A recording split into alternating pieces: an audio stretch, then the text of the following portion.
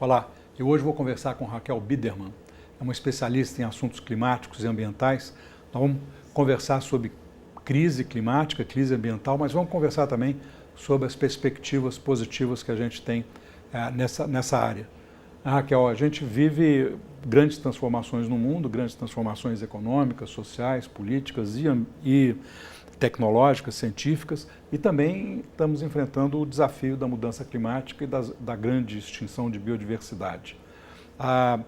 Isso normalmente alimenta um cenário meio catastrófico, a gente fica vendo as coisas piorarem enquanto as sociedades não se prepararam ainda para enfrentar adequadamente, ainda não se formou consenso político suficiente. Como é que você vê esse panorama? Sérgio, eu sou otimista. Eu acho que os momentos de grandes crises, e a gente está vivendo assim, um encontro de muitas crises, né, da civilização, eles também trazem oportunidades. Eu gosto de olhar para o lado cheio do copo e tenho visto transformações incríveis acontecendo em vários cantos do mundo, seja na área de energia, de produção de alimentos, economia circular, jovens engajados em novas formas de produzir, novas ideias de emprego, já as coisas mudando. Eu adoro ver essa transformação e essa criação. Então é rico também, e eu acho que a gente precisa realmente se autoconvocar para um processo de transformação positivo, né? Tentar ver esse lado positivo. No campo da energia, por exemplo, que você mencionou, quando se começou a falar sobre energia renovável, não convencional, né? Eólica, solar, a ideia de que isso ia demorar décadas para acontecer, que ia ser uma coisa cara, difícil e que, na verdade, era um nicho de pequena escala, que não resolveria os problemas, né? E não foi assim, né? Em menos de 2 décadas virou, né, o relógio a favor da energia renovável, solar e eólica ganharam competitividade. Claro, houve injeção de recursos de gigantes, né? A economia norte-americana, os chineses, os indianos estão investindo muito, então isso permitiu. Eu acho que a visão de alguns investidores e tomadores de decisão no campo político também permitiu que essa virada acontecesse. Então, essa autoconvocação de alguns atores, ela foi fundamental. Claro que impulsionada pela crise climática, pelas informações que a ciência vem nos trazendo.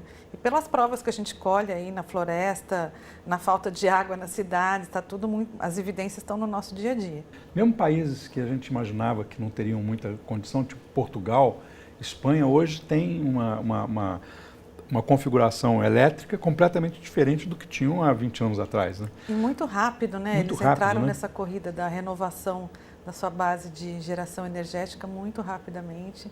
E eu acho que várias condições estão colocadas também em Portugal, Espanha, acho que políticas públicas, injeção de dinheiro europeu, mas também eu acho que esses empreendedores novos, uma nova geração que sabe que isso é um grande negócio, né? Eles aproveitaram a onda desse grande negócio. Claro. As empresas petrolíferas que durante muito tempo, e até algumas ainda continuam financiando os setores que bloqueiam o avanço das energias renováveis e financiam cientistas para dizer que não há mudança climática, etc., né? Mas a maioria delas hoje está se transformando em empresa de energia porque sabe que a maior parte do petróleo vai ficar no solo, né? Do ponto de vista da tendência hoje, já está claro que o petróleo vai perder o espaço que tem. Acho que finalmente, inclusive, lideranças do mundo árabe que perceberam, estão investindo e estão transicionando para essa nova matriz, né? E no Brasil a gente precisa correr também atrás. Eu acho que a gente está com a oportunidade na nossa janela aí, temos feito alguma coisa, mas a gente precisa acelerar um pouco a nossa entrada nas novas energias renováveis, para além do que a gente já tem de renovável, que é o recurso hídrico, as hidrelétricas, a gente precisa ampliar o solar e eólico e a conexão, né, das redes. A gente não está ainda com tudo isso pronto, mas com muita coisa encaminhada. A gente só precisa pôr o pé no acelerador e para não perder também o bonde, porque a economia já transicionou no mundo para essa direção. A transição já começou, né? Já. E no caso da eólica no Brasil, ela avançou muito, né? Com muita dificuldade, muito por iniciativa própria, né? Quer dizer, com muito pouca ajuda do governo, até muito recentemente, né? Solar ficou ainda parada e tal, agora está começando a dar sinais de querer acelerar. Mas você mencionou uma questão importante, que é a seguinte: a gente tem que mudar o nosso modelo, né? Inclusive a nossa visão sobre o setor elétrico. Esse sistema muito centralizado, muito difícil de você colocar a geração distribuída, colocar pequenos produtores que colocam na rede o seu excedente, né? Tudo isso implica em mudanças regulatórias, mudança na própria concepção da infraestrutura para ela ficar mais inteligente, mais flexível, né? Sérgio, às vezes eu me pergunto se não é a questão política que vai nos levar nesse lugar. Eu vejo países como Canadá, Nova Zelândia, França, elegendo líderes lá na faixa entre 30, 40 e poucos anos, e eles dão uma acelerada na economia, e eu fico pensando, será que isso é um fator determinante? Porque a gente precisa talvez dar uma oportunidade para esses novos líderes, para eles realmente mostrarem o que tem de bom das novas tecnologias. Eles já entenderam e tem investidores, se deu o exemplo do eólico, se não fosse alguns teimosos, mais jovens, cismarem que isso ia ser possível, a gente não chegava lá. Então, mas a gente depende de marco regulatório. Então, a gente está muito amarrado no Brasil hoje, eu acho, na mudança que virá pela política. Porque sozinhos os investidores não vão conseguir fazer a virada, porque a gente tem que criar estímulos, os instrumentos econômicos que vêm através de política pública. Então, eu acho que a gente está dando um pouco voltas em círculos para sair do lugar onde a gente está no Brasil. É interessante você levantar essa questão, porque, de fato, quando a gente olha esse processo de mudança todo, em todas as áreas que a gente olha, a gente está vivendo uma superposição de gerações, né?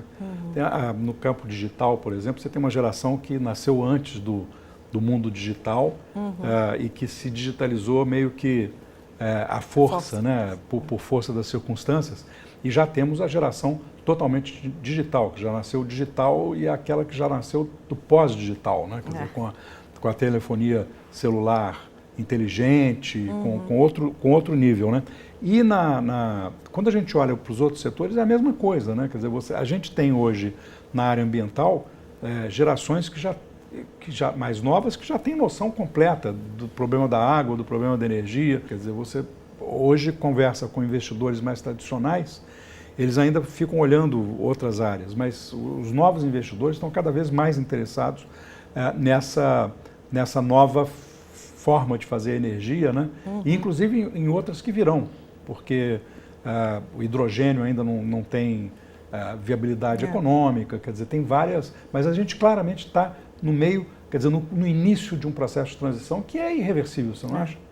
Eu acho irreversível, a gente está no meio dele, é fascinante poder viver esse momento.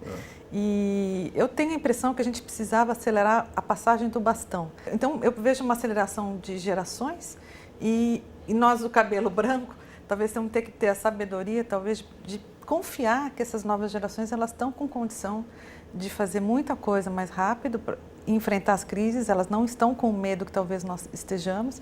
E a gente pode, não é que a gente vai estar fora do processo, a gente pode estar por trás desses jovens. Isso, se tornar uma tendência, talvez seja uma resposta que a gente possa festejar no futuro.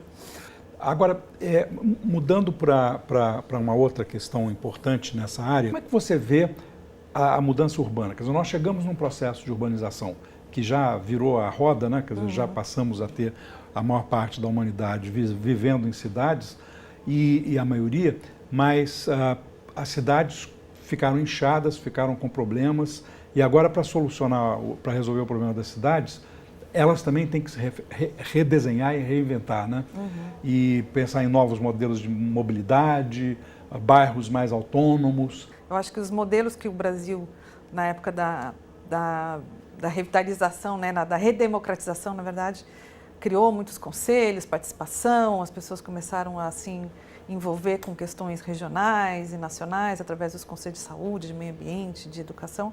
Hoje, eles se mostram insuficientes para enfrentar.